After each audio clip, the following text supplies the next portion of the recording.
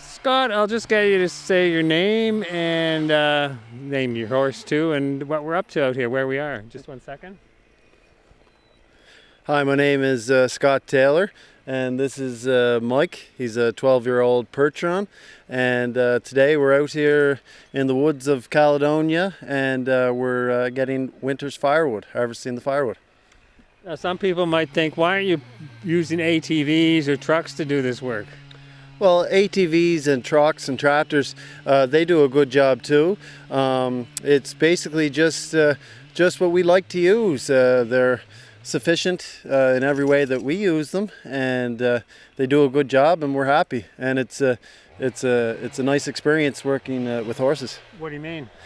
Well, it's you're never lonely when you work with horses. That's one thing. There's always company. And just that one-on-one interaction with the horse, and the whole experience of driving them and hooking on the logs and just seeing the progress. Mm-hmm. And what's the difference? I guess with a horse you can go places into these woods where no vehicle could go. Definitely, yes. You can get in a small space, probably 4 feet wide between trees, and you can maneuver around stumps, and you can really get into hard to get spaces for sure. And except for the chainsaw occasionally, it's pretty quiet out here. Oh yes, yeah, it's quiet. Maybe some wind rustling through the trees and some birds. That's basically about it. And what do you like about that? Oh, it's just a nice experience. Like I say, if you're on a tractor, you're hearing the roar of the engine, but out here, I guess you'd say you're closer to nature. Really? Yeah. Yeah.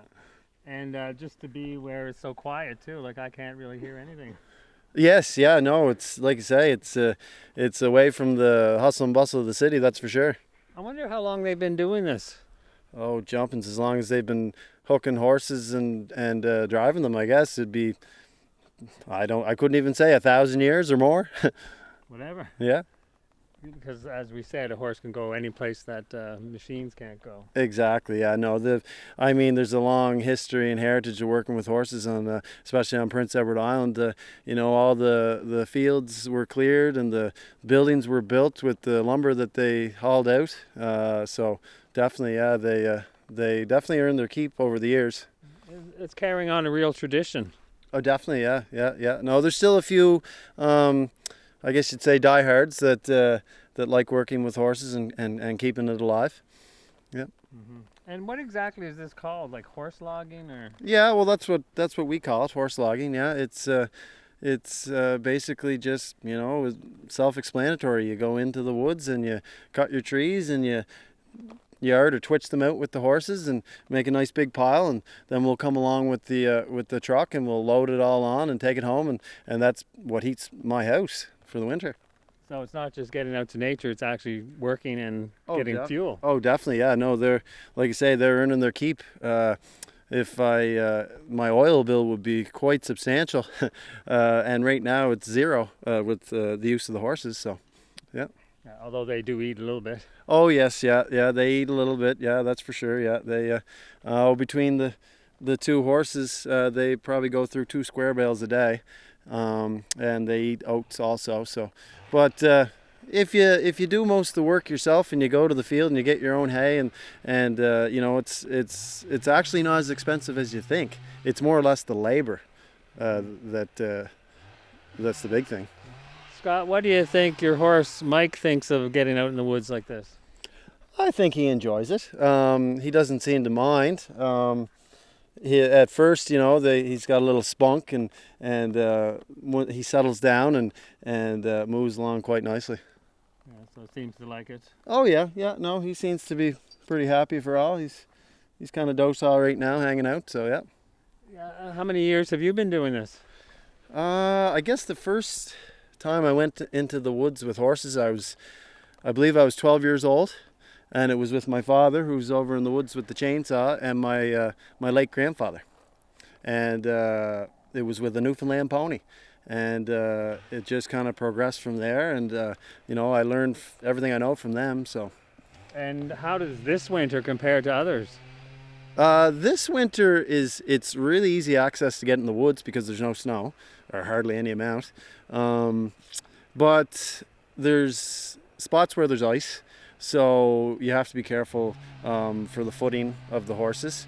Um, Roger's horses there are shod and they have corks on, so they're much better equipped, I guess you'd say. And Mike right now is bare feet, but it's not too bad today. It's pretty good, so we're confident with that he'll be able to haul them out fine. So Okay, thanks very much, Scott. I'll let you get back to work. no problem. Thank you very much. Okay, great. I'm just going to play that back for a second, make sure we got it all. There's a bit of shadow on your face. Oh no, that's good there.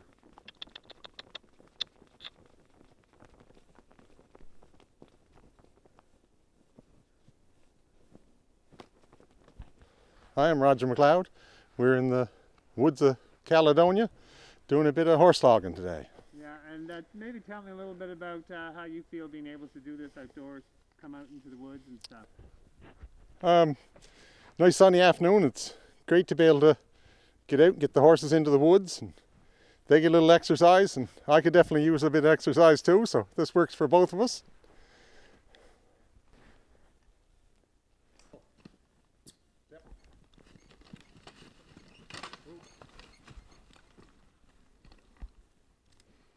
I like that.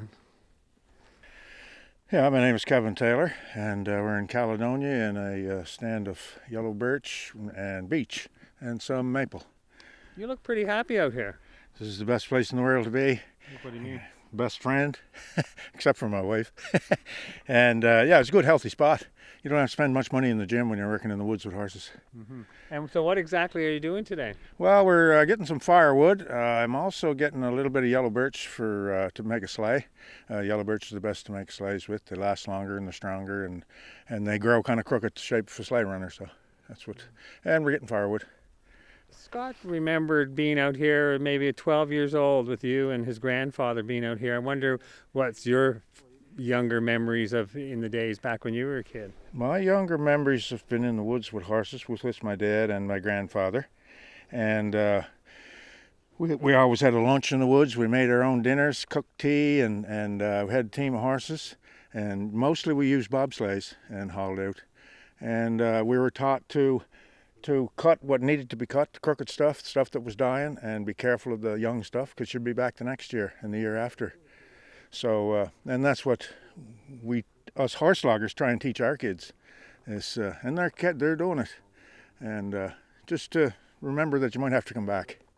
Yeah, and I mean, I was thinking coming out here, I said they could probably take ATVs in here and stuff like that, but you don't like that.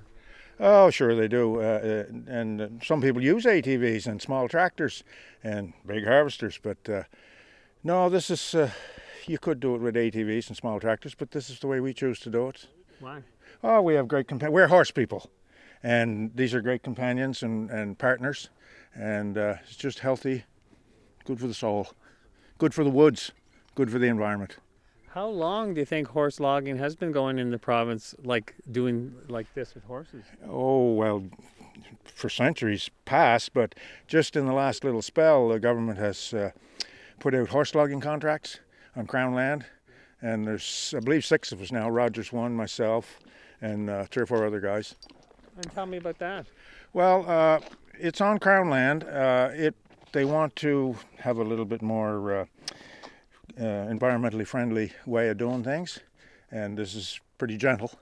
And so they put it in the paper, and a bunch of us applied for horse logging contracts. So we go in and bid on a certain block of wood, and if it's accepted, then we get that, and they watch us to make sure we're doing everything right. Of course, we were taught that by our grandparents, and it's going really well. It's going really well. We thin the woods out and make sure there's lots left for another time. So who gets the wood? Oh, the people that put the contract in. So do you have to pay the province to do this? Yeah. Like what's the cost for? Oh, well, I've had a horse logging contract for about 8 or 10 years now, and the first contract was around $15 a cord for firewood, standing. And then logs are $25 a cord standing. And so that's... How recent is it that the province has put this out? I have one now. No, but you said recently, but then it was 8 years ago, or? It started about 8 years ago. Yeah. When the province started Yeah, doing so that. it's not like in the last year or something. No, it's about 8 years. Yeah. So and it's working really well, really well. Yeah, I don't think you're doing it for the money. No, we're not doing it for the money. Just the firewood. We just get it for our own firewood and the exercise and something to do for the horses. It makes it worthwhile. What's the best part of this for you? Family and horse friends, and having them involved, and been working with the animals. They're great friends and partners. The best thing you can do with a horse is use them. And what does Mike think about this? Well, he looks pretty happy. He's not too upset. No, the horses enjoy it. We have a smaller team of halflingers, and they just love it. They're actually the horse logging champions at Old Home Week. Oh, what do you mean? Well, they have a competition at Old Home Week of horse logging, and there's a course you go through, and there's the different breeds, and you're judged on how you maneuver through the pylons and whatnot, just like you would in the woods. And these little halflingers, they won it, and so they were in again all the big draft breeds, and it's a good competition, and the crowd seemed to enjoy it a lot. Now, when I was trying to find someone on PEI that does horse logging, and then they said, no, nobody does it anymore, and then they finally tracked you down. So I don't think a lot of people use horses anymore. No, not like there used to be, but it's actually coming back more now than it was. There's a lot of young people. Scott's a younger man. Lucas Peters. There's quite a few. The Durans, they use horses in the woods. There's a lot of people using horses in the woods. So it almost like it was dying off. Oh yes, it was dying off. Draft horses were dying off quite a bit, but now since the Amish came, they're starting. A lot of people are breeding their mares and selling off their colts, and so it's a good market for draft horses and driving horses. And I guess the Amish also use. Oh, they're in the woods all the time. As a matter of fact, there was an Amish friend of mine in the woods here with me the other day. But yeah, they're in the woods all the time with their horses. So Yeah. how does it feel to be able to keep an old tradition going like It's this? great. It's great. It's just because it's old doesn't mean it's bad. So no, it's What do you mean by that? well, I don't know. There's all new technology where we could cut this down in 2 days if we had harvesters and processors and whatnot. But we'd like to come back again. So when we leave here, you'd hardly ever know we're in here, and we have our firewood and logs and whatnot. So. Okay. Well, thank you very much. Appreciate it. I'll let you get back to work. Okay. Thank you. Really, now you're going to get back to work? Yeah. I'll get a nice picture